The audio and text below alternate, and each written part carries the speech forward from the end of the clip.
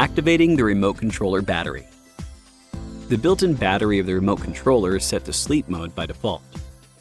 Before using, connect the remote controller and charger via USB-C cable for approximately 1 minute to activate the battery. Activating the remote controller. Press the remote controller power button once, and then again and hold for about 2 seconds to power on or off the remote controller. Select a language after powering on the remote controller. Connect the remote controller to the internet via Wi-Fi. After connecting, tap Next to continue and select the time zone, date, and time.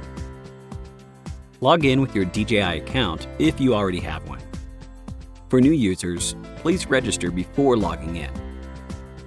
After successfully logging in, an activation prompt will appear on the screen. Tap to activate. Successful activation will result in a notice on the screen.